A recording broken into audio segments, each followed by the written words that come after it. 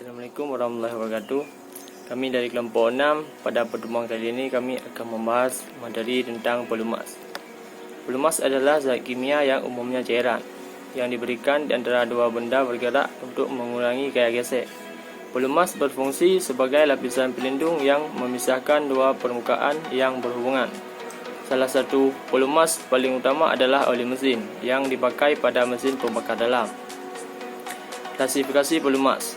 Pelumas pada dasarnya berbentuk cair, meskipun ada juga yang berbentuk padat, yaitu gemuk. Salah satu contohnya yang merupakan pelumas cair adalah oli.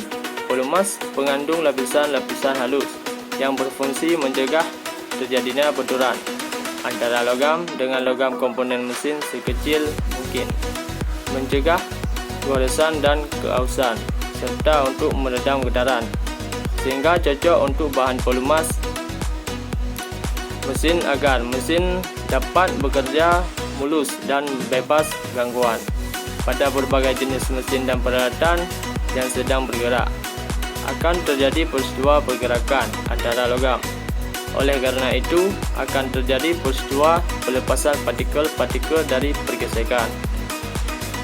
Keadaan di mana logam melepaskan partikel tersebut aus atau keausan. Untuk mencegah atau mengurangi keausan yang lebih parah, yaitu memperlancar kerja mesin dan memperpanjang usia dari mesin dan peralatan itu sendiri.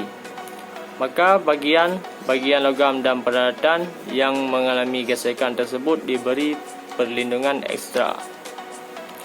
Tugas pokok pelumas. Pada dasarnya, yang menjadi tugas pokok pelumas adalah mencegah atau mengurangi keausan sebagai akibat dari kontak langsung antara permukaan logam yang satu dengan permukaan logam lain. Terus-menerus bergerak selain keausan dapat dikurangi. Permukaan logam yang terlumasi akan mengurangi besar tenaga yang diperlukan akibat terserap gesekan, dan panas yang ditimbulkan oleh gesekan akan berkurang. Selanjutnya akan dilanjutkan oleh konsep.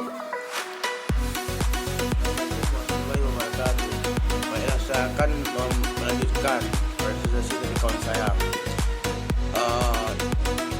Tugas tambahan pelumas. Selain mempunyai tugas pokok, pelumas juga berfungsi sebagai penghantar panas. Pada mesin-mesin dengan kecepatan putaran tinggi, panas akan timbul pada bantalan-bantalan sebagai akibat dari adanya gesekan yang banyak. Dalam hal ini, pelumas berfungsi sebagai penghantar panas dari bantalan untuk mencegah peningkatan temperatur atau suhu mesin. Saya akan membaca jenis-jenis pelumas. Nah, terdapat berbagai jenis minyak pelumas. Jenis-jenis minyak pelumas dapat dibedakan penggolongannya berdasarkan bahan dasar, besi oli atau bentuk fisik dan tujuan penggunaan. Ada beberapa jenis pelumas. Yang pertama, dilihat dari bentuk fisiknya. Minyak pelumas gemuk, pelumas cairan pelumas 2. Dilihat dari bahan dasarnya. Pelumas dari bahan nabati, pelumas dari bahan hewani, pelumas dari sintesis. Yang ketiga, dilihat dari penggunaannya. Pelumas kendaraan, pelumas industri, pelumas perkapalan, pelumas penerbangan. Baiklah, yang keempat akan dibaca oleh Akmal.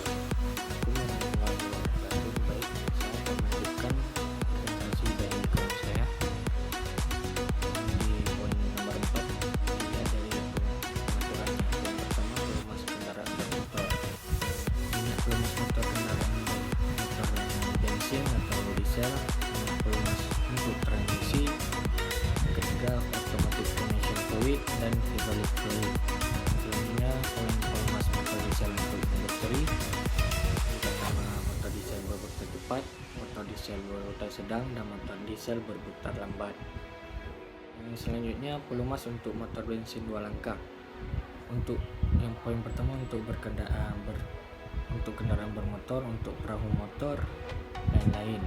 Pelumas ada yang pelumas khusus. Jenis pelumas ini banyak ragamnya yang penggunaannya sangat spesifik untuk setiap jenis. Di antaranya adalah untuk senjata api, mesin mobil balap, peredam kejut, pelumas rem, pelumas anti karet, dan lain-lain.